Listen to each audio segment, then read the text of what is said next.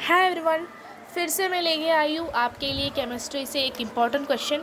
हमेशा आपको कभी कभार कन्फ्यूजन लगता होगा, अरे एटॉमिक मास क्या होता है, एटॉमिक नंबर क्या होता है, प्रोटॉन इलेक्ट्रॉन न्यूट्रॉन कैसे निकालेंगे। अरे बहुत सिंपल, बहुत सिंपल सा बात है, ठीक है। कुछ नहीं, बहुत सिंपल सी तरीके से आपको समझाने वाली हूँ। क्लियर है? देखते हैं। पहले समझो, जो एटॉमिक, मैं आपको लिख के समझाती हूँ, ठीक है। एटॉमिक मास जो होता है और जो एटॉमिक नंबर जो होता है, एटॉमिक नंबर जो होता है, शॉर्ट फॉर्म लिखती हूँ, ठीक है। प्रोटॉन इलेक्ट्रॉन न्यूट्रॉन, ये तो आपको पता है सब एटॉमिक पार्टिकल्स होता है, एटम का पार्टिकल्स होता है ना। तब जो एटॉमिक मास जो होता है, हमें जो प्रोटॉन का गिनती दिया होता है उसके साथ न्यूट्रॉन का गिनती को अगर हम ऐड कर दें तो हमें आ जाएगा एटॉमिक मास। क्लियर है बात? सिंपल सा बात है। प्रोटॉन प्लस न्यूट्रॉन हमेशा होता है एटॉमिक मास। एटॉमिक नंबर क्या होता है? एक तो हम बोल सकते हैं इलेक्ट्रॉन का नंबर, नहीं तो प्रोटॉन का नंबर, किसी एक का नंबर, ठीक है। ये होता है एटॉमिक नंबर। अभी ये भी क्लियर हो गया। अभी हमें पता है अगर प्रोटॉन का वैल्यू दे दे और एटॉमिक मास दे दिए तो हमें न्यूट्रॉन का वैल्यू निकाल सकते हैं। कैसे निकालेंगे? देखो कैसे निकालेंगे, जल्दी बताओ।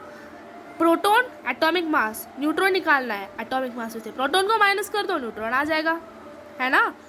प्रोटॉन यहाँ पे प्लस है, उधर जाके माइनस हो जाएगा, तब न्यूट्रॉन को वैल्यू निकल जाएगा। क्लियर है बात? सिंपल सा बात है ना। अभी एटॉमिक नंबर किसी एक का हमें दिया, एक तो प्रोटॉन नहीं तो इलेक्ट्रॉन, किसी एक का दिया होता है, वो ही होता है एटॉमिक नंबर, है ना। इलेक्ट्रॉन का वैल्यू दिया है, वही एटॉमिक नंबर है। तो एटॉमिक नंबर दिया है, वही इलेक्ट्रॉन का प्रोटॉन का दोनों का वैल्यू होता है। ये कंसेप्ट अगर आपको क्लियर हो जाए तो ये पूरा कैसे भी क्वेश्चन आ जाए वो भी क्लियर हो जाएगा, ठीक है। तो मैं यहाँ पे एक एग्जांपल ली हूँ आपके लिए। देखो 26 और ये है 13। ये पहले क्या क्या है बताओ? ये एटॉमिक नंबर और ये है एटॉमिक मास। एटॉमिक नंबर हमें दिया हुआ है 13, एटॉमिक मास हमें दिया हुआ है 26, है ना। क्लियर है? ये चीज़ तो क्लियर हो गया। जल्दी बताओ, हमें प्रोटॉन का वैल्यू निकालना है। कैसे निकालेंगे प्रोटॉन का वैल्यू? एटॉमिक नंबर होता है प्रोटॉन नहीं तो इलेक्ट्रॉन का वैल्यू।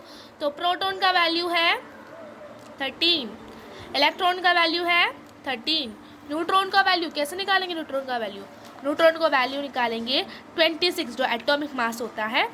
एटॉमिक मास जो होता है, एटॉमिक मास जो होता है उसमें से माइनस कर दो प्रोटॉन का वैल्यू 13 को। एटॉमिक मतलब प्रोटॉन का वैल्यू 13 को नहीं, प्रोटॉन का वैल्यू। देखो एटॉमिक मास क्या है 26 माइनस प्रोटॉन का वैल्यू क्या है 13। 26 में से 13 को माइनस करती हूँ, 3 2 में से 1 गया 1, 13।